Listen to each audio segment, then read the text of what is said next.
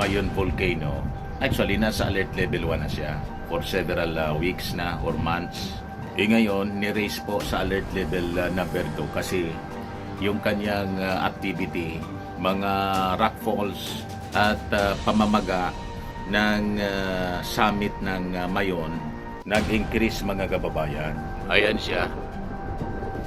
Medyo lang. And sa ngayon, ano po ang ating pang mga ginagawang interventions so far as this activities of Mayon volcano is concerned? So ngayon po, mas talagang monitor natin yung visual observation and seismicity monitoring.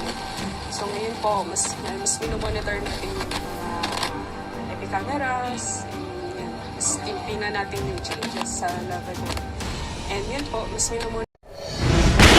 Nagpapagang mga balita at pagtalakay sa mga isyu ng lipunan. Pulsa, opinyon, banat at paglalantad sa katotohanan. Pulsa, what you see is what you get. You decide. Ito po mga kababayan, si Dante Maravillas. Right now, nandito ako sa aming roof deck. Kasi po kanina, habang natutulog pa kami, biglang nagulantang po kami sa emergency alert mula sa PHIVOLCS po, Philippine Institute of Volcanology and Seismology. Iyon pala, mga kababayan, yung aming Mayon volcano, actually nasa alert level 1 na siya for several weeks na or months. Ngayon, ni-raise po sa alert level number 2 kasi yung kanyang activity, mga rockfalls at pamamaga ng summit ng Mayon nag-increase mga kababayan. Ayan siya. Medyo lang hindi makita yung kabuuan ng Mayon volcano kasi natatakpan po ng ulap. Ayan po mga kababayan, yung Mayon volcano. Ito Linion Hill, dito yung old airport dati. Old Legazpi City Airport. Ito yung Mayon volcano, yung dulo niya nandito, yung summit niya mismo, mataas siya Kaya lang natatakpan siya mga kababayan ng ulap. So there is an increased volcanic activity in inflammation ng summit ng Mayon volcano mga kababayan dito sa Legazpi City, Albay. So pag lumala pa siya, mag-alert level 3, 4, baka magkaroon ng forced evacuation uli tulad ng mga ginagawa palagi once na nag-increase po ang possibility ng explosive eruption ng Mayon volcano. One of the most active volcano dito po sa ating bansa. Ayan po, mga kababayan. So, binabantayan siya, maigpit siyang binabantayan ng mga personnel ng Philippine Institute of Volcanology and Seismology. At kanina, nagulantang tayo, mga kababayan, sa emergency alert na pinalabas po ng PHIVOLCS ngayon pong January 1, bagong taon. Nakita po ninyo ang paligid namin. Yung bundok na yon, yon yung Kituinan Hills na pinuntahan namin sa Kamalig, Albay mga kababayan nung bumisita dito sa amin yung mga vloggers, Manila-based vloggers mga kababayan. Ito yun. Kituinan Hills. Ito, Linion Hills. Ito yung Mayon volcano mga kababayan. So makikita ninyo ang paligid. Ito naman po, ito yung Stanza Hills. Papunta yan sa dumadaan pag papunta sa Bicol International Airport. Dumadaan kami dyan sa bundok na yan mga kababayan. Stanza Hills, napakaganda dyan lugar. May mga subdivisions dyan mga kababayan. Nandyan din yung Highlands Park. At ditong banda, mga kababayan sa baba, banda doon yung farm plate. So yan ang paligid namin mga kababayan. So pag nag-iirap ang Mayon volcano po, yan po yung Mayon volcano. Pag nag-iirap, kitang-kita po dito. Hindi na kailangan kaming lumapit.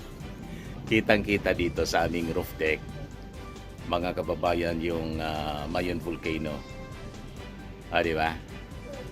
So pag lumala, magkakaroon po ng forced evacuation yung mga residente po sa paligid ng Mayon volcano, yung nasa loob ng 6 to 7 kilometers danger zone.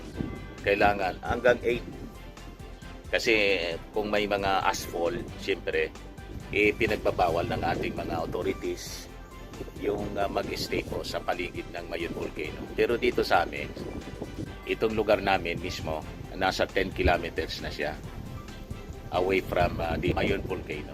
So hindi na kami dito affected. At most of the time, hindi man po nagkakaroon dito ng asphalt kasi yung direksyon ng hangin, most of the time, papunta doon sa papuntang Ginubatan. Papunta doon yung hangin kasi Kamalig yon, Ginubatan. So doon binabagsak ang asphalt mula sa Mayon Volcano. Ito kasi yung dito yung eastern part ng Legazpi. So silangan yung hangin pag ganitong panahon, January, papunta doon mga kababayan sa Subsuban. Ayan o. Ang Mayon Volcano po, northern part ng Legazpi. Northern part siya. Ito yung sentro mismo ng Legazpi. Dito sa amin, ito yung sentro ng Legazpi, nasa eastern part. Yan o. Kita dito yung SM, yung SM Mall. Kita dito sa amin, SM. Doon mismo yung yung Boulevard, Legazpi City Boulevard. Yan, ito yung sentro ng Legazpi. So hindi man ito tinatamaan ng asphalt kasi yung direksyon ng hangin, most of the time, papunta yung direksyon ng hangin pag ganitong mga panahon, papunta doon sa northern part ng Legazpi, Ginubatan po. Yun ang Kamalig.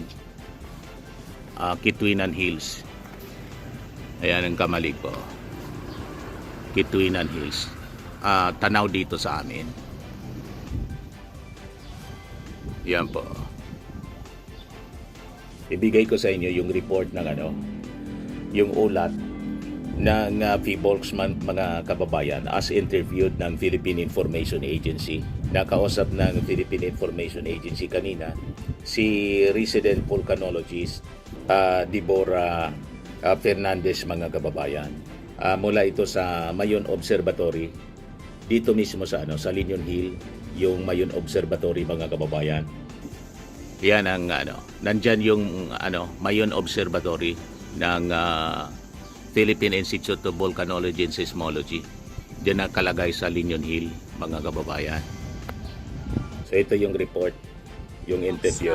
Advisory ay na notice of raising of alert level from level 1 to alert level 2 dahil na din po nitong for the past 24 hours ay naka-record ang Mayon Volcano Network ng 47 rockfall events.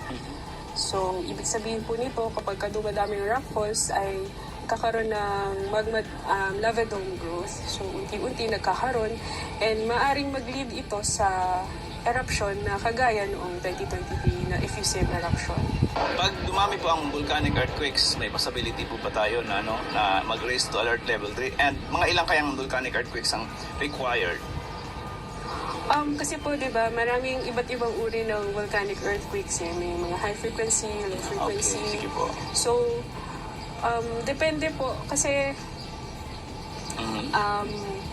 siguro po kung magkaroon ng swarm ng mga volcanic earthquakes, mas magtataas pa tayo ng alert level. Pero so far po, wala po tayong nadetect na swarm of volcanic earthquakes. Okay, could you please define in a layman's term ano yung alert level 2 so far as its impact or effect sa mga residents within the slope of Mayon Volcano?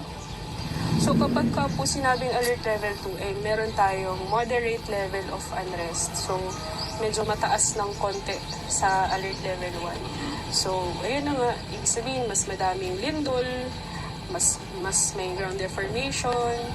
So marami po kasi tayong parameters na tinitingnan, hindi lang naman sa earthquakes. So minomonitor din natin yung gas emissions, yung ground deformation, and visual observation. As to danger As to danger, or harm?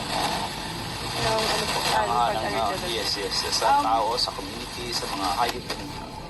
So, ayan po, no? Meron kasi tayo tinatawag na Yun, 6 Mayon kilometer Volcano, permanent nasa background danger zone. And sa loob po nun ay maraming hazards na maaaring mangyari.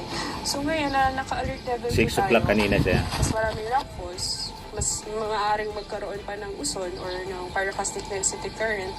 So, mas mataas po yung chance na magkaroon ng mga volcanic hazards within the 6 kilometer. Ozone, yung tawag sa amin ng lava So flow. that means maaaring mangyari yun at without any warning, Ozone. parang gano'n? Kumbaga, within that zone po, talagang maaaring mangyari. Halimbawa, phreatic eruption, biglaan kasi yan. Okay. Sige po, ma'am.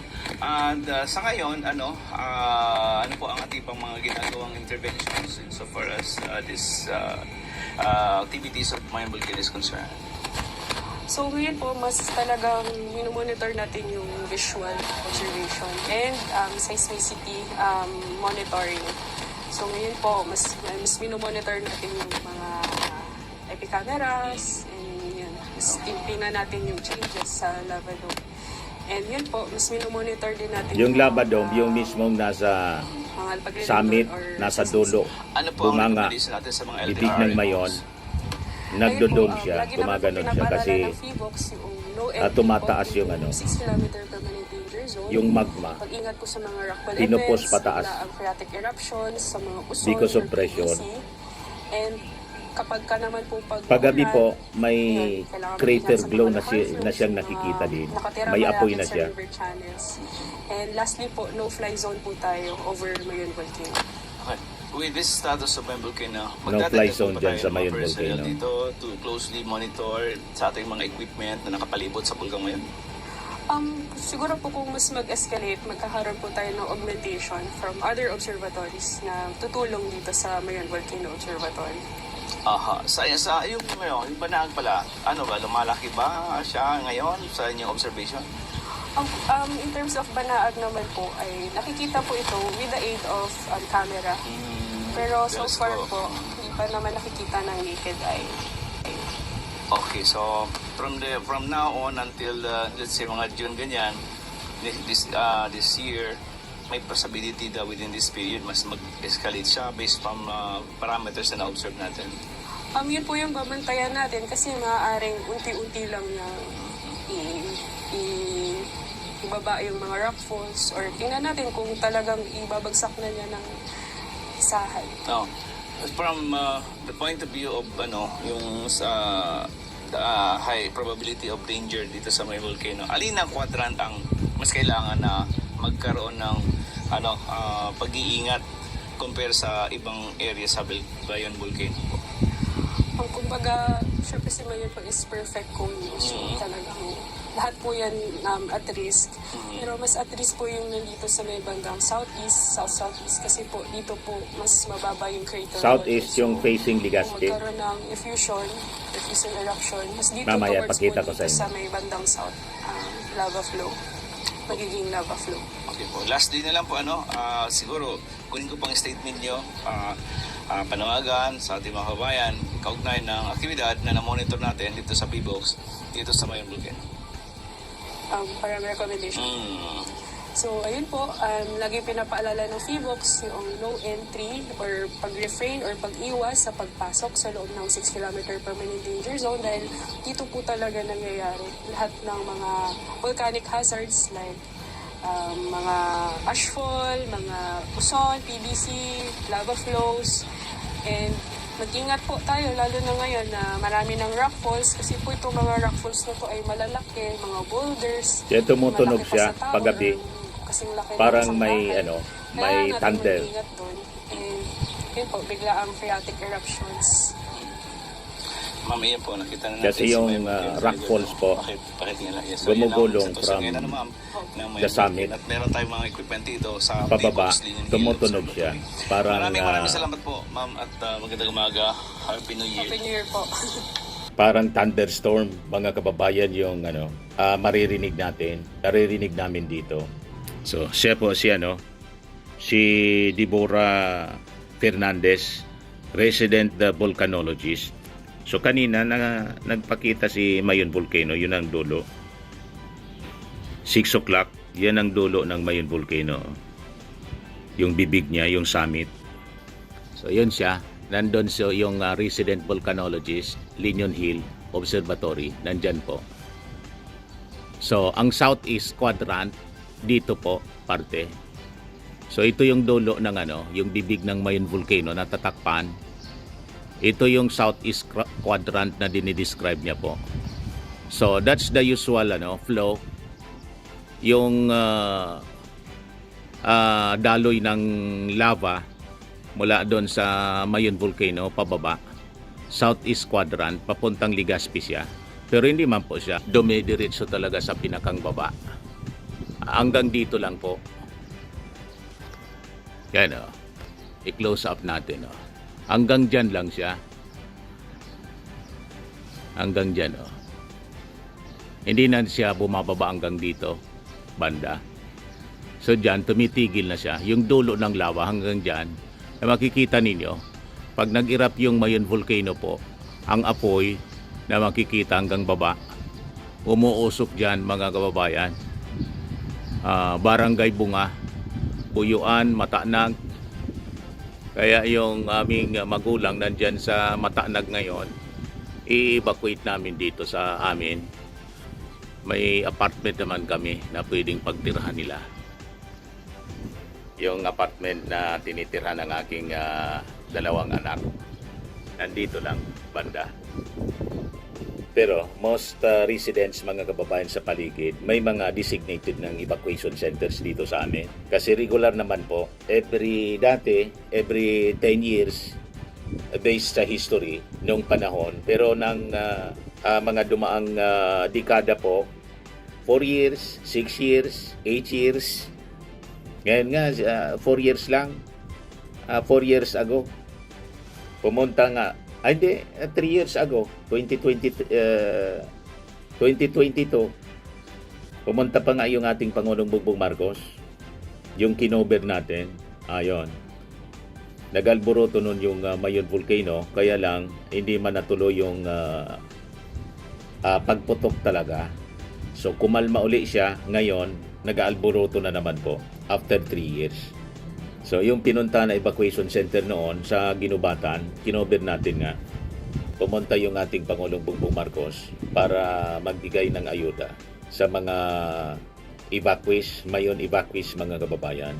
So maganda na to na nangyayari na every 3 to 4 years pumuputok yung Mayon Volcano kasi hindi siya nagiging very explosive.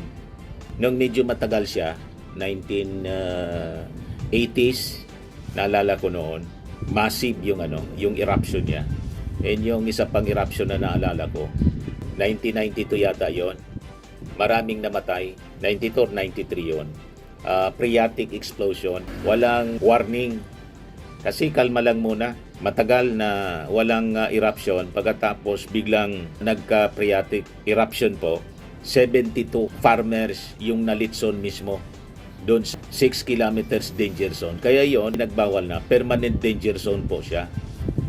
Na dapat yung area within 6 kilometers permanent danger zone, no man's land siya.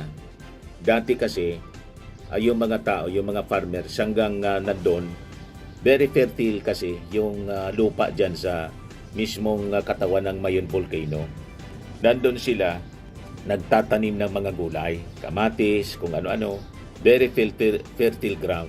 So habang nagtatanim sila, biglang sumabog yung Mayon. Ayun, nalitsod po 72 farmers yung namatay. Sunog na sunog yung katawan. So aalala ko siya masyado kasi kami yung unang nag-respond. First responder kami. Very active ako noon sa mainstream media. So habang nagtatakbuhan yung mga residente na nasa paligid ng Mayon Volcano, kami naman na mga nasa radyo covering the eruption papunta doon para ibalita po, i-cover yung mga namatay, mga casualties na napakarami. So ito yung iniingatan, kaya dineclare siya permanent danger zone. Pero may mga pumapasok pa rin doon. Kaya nga siyempre yung mga authorities ngayon, with this increased activities ng Mayon Volcano, nag-alboroto na naman siya. Yung mga members ng TNT, Armed Forces, mag-iikot sila doon sa doon sa lugar na yon, 6 kilometers sa permanent danger zone para i-check kung may mga human activities, may mga farmers na nandoon para ibawal sa kanila ang pagpasok at ma-avoid natin yung mga casualties in case biglang pumutok yung Mayon volcano. So yan po mga kababayan ang inaabangan namin ngayon dito sa pagpasok ng bagong taon, ang possibility ng eruption ng Mayon volcano. Ayan po. So mula rito mga kababayan sa ating roof deck, parang Mayon Observatory ito. Di ba? Napakaganda ng ating roof deck mga kababayan. Parang Mayon Observatory na rin.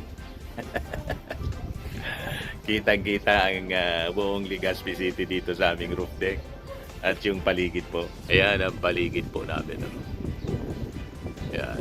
Walang problema pag nag-erupt yung Mayon volcano. Makikita natin yan dyan, yung usok hanggang dyan.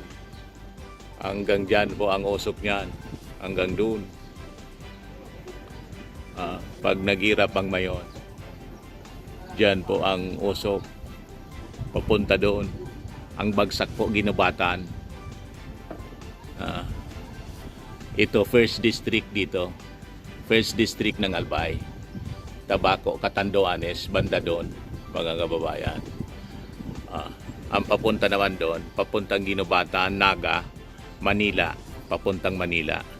Dito naman, Sorsogon. Papuntang Sorsogon dito, dumadaan. Pa south, pa north. Yan. To Naga, to Manila. Para lang alam ninyo, mga kababayan, kung saan lugar ang papuntang Maynila. So yan lang po mga kababayan. Lalo na, ina-update ko po kayo kasi ang daming mga Bicolano, mga taga rito sa amin na nasa ibang bansa, para hindi kayo mag-alala. Okay pa naman po yung Mayon volcano. Baka kasi may mga mag-post naman po ng mga alarming news, mga fake news, magpakalat na yung Mayon volcano niya sumabog na. Di ba? Hindi pa po sumasabog yung Mayon volcano. May crater glow lang siya. By the way, dyan banda pala yung Daraga, Albay, dyan banda. Yung famous Kagsawa Ruins, dyan parte po siya. Sa unahan lang nitong Linyon Hill, doon parte. Para lang alam ninyo. So wag po kayong mag-alala mga kababayan kong Albayanos, mga taga Legazpi, Daraga. We'll keep you updated sa mga kaganapan dito sa ating paligid in relation sa activity ng Mayon volcano po. Ako po si Dante Maravillas. Happy New Year po. Bye-bye. God bless. Firmax Firming and Lifting Cream, pinapahid po sa mga pulses in affected area. Mainam po sa paninigas ng mga kaso-kasuan. Ito naman po, Automax Radiant Serum. Sa mukha naman yung application, anti-aging po siya. You will look 10 years younger than your age. Sa mga cancer patients naman po, baka lang gusto ninyo itong itry. Neng siya red mixed fruit drink. Hindi mo po siya gamot, food supplement siya. Kaya lang, gawa siya mga kababayan sa goji berry. Yung goji berry, may anti-cancer properties. O ngayon, yung mga inquiries ninyo, dumiritso na lang kayo sa aming messenger sa Facebook para masagot namin agad. Ayos pa? Ayos na ayos niya, Mr. Maravilla. Sa mga naghanap po ng malinis and spacious fitness gym, pumunta lang po kayo sa aming Colossal Fitness Gym. May Grab car rental din po kami. But anyway, ito po pala yung aming bagong product na binibenta online. I am worldwide amazing pure organic barley powdered drink mix from Australia. Negosyo to ng aking anak na architect entrepreneur Riz Maravillas. Ayan po. Kontakin na lang po ninyo siya, Riz Maravillas on Facebook. Ang mga health benefits niya, boost immunity, improves digestion, enhance energy levels, packed with antioxidants, prevent cancer. Ito naman po yung bago naming product na binibenta online. Eye Glow Serum, whitening po siya. Tingnan ninyo yung epekto sa aking anak na architect before and now. Yung mga inquiries po ninyo, dumiretso na lang kayo sa kanyang Facebook account, Riz Maravillas.